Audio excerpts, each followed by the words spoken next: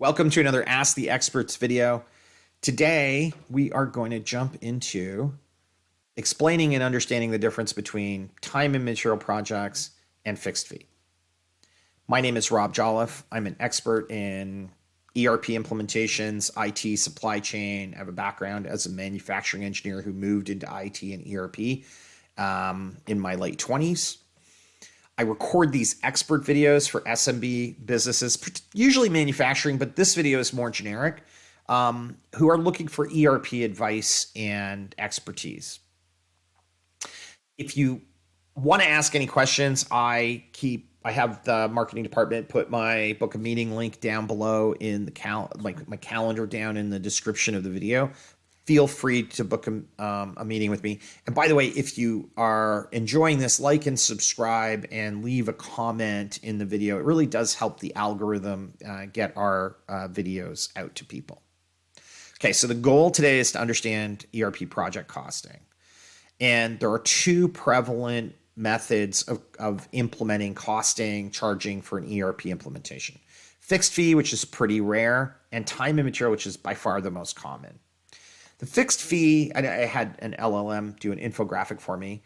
The fixed fee is obviously the two have different pricing structures, so there's a big difference. But the scope of work, the risk and control, and the flexibility, I would say, are the big three differences between the two. And I'm going to talk about those in more detail. And then we're going to talk about which ones are best suited for what. I think the timeline is a little bit not as much of an element, and I'll explain that a bit maybe, because I think the timeline of a fixed fee could actually be longer than the timeline of a time and material, or vice versa. It really does depend on how you're executing.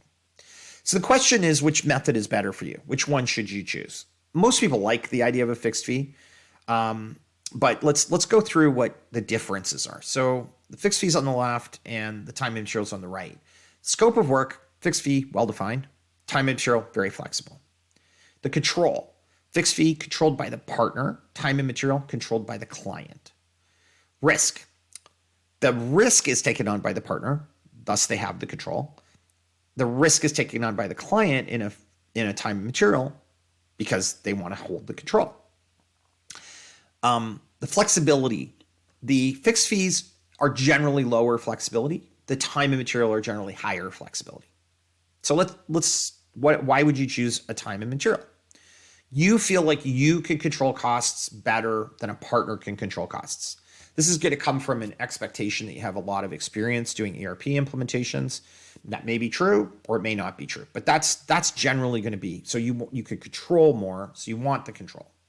And that your expertise is better than their expertise. So this will happen, and sometimes you'll meet the ERP company and you'll realize, oh, they don't really seem to understand my business very well. They know their ERP, but they don't know my business. I need control over this because I can't trust that they're going to understand the business. You are unsure, like you don't know exactly what you want in the ERP. So you want the flexibility to be able to just have whatever you need done in the ERP done. And sort of to that point, you want your team to have no constraints or restraints put on them. Like the team wants it, you're going to have it done. I run into that sometimes with some companies where it's like, whatever my team thinks they need, do it. Okay. Why would you choose a fixed fee? Well, you think the partner would be better suited to control the project than your team would be. And that's going to come from feeling like your team this is new to them. They don't really know what they're doing. There's a lot of risk involved. So you want to push that risk onto the partner, but you also have to give up control. You believe the partner's experience is better than your own experience. And I think this would be like, if it's about implementing an ERP, unless you do it all the time, and I mean all the time, like every 6 months, every year, you're doing another ERP implementation, the partner's experience is going to be better than yours. If it's about the industry, it's entirely possible that a partner who is repetitively doing fixed fee implementations in a particular industry, like Sabre does in manufacturing, is actually going to see a lot of different types of manufacturing, a lot of different ways of doing things, and may be able to bring best practices experience that you don't have. So that would be a reason. You want strict scope management. So you do not want your team to just be able to willy-nilly say, well, I want this and I want this and I want this, and that'll get added to the project scope. Because in a time and material project, it's really anything you want will add it to the project scope. In a fixed fee project, it's, well, no, we can't add that to the project scope. It's not part of your fixed fee. Now you could upgrade your fixed fee, so you could pay more fixed fee. In time and material, you upgrade the budget, so you haven't paid it until you used it. So therefore, it's not real money, and so scope management can be really important. And lastly, and this is kind of like a therapy thing or a life hack, you want the partner to be the bad guy. You want the partner to tell your team, no, you can't have that. That's not part of the fixed fee. You want them to be the ones who are constraining, because that's a lot easier than you being the one who constrains them, because they'll come to you and they'll tell you all the reasons why they need it. And I'll just tell you from my own experience, when a customer comes to us and says they need a module that wasn't included in the tier of the fixed fee implementation we're doing for them, we go and we tell them what the extra cost would be, and that it increases the fixed fee, and they need to send us a check for it or make a payment.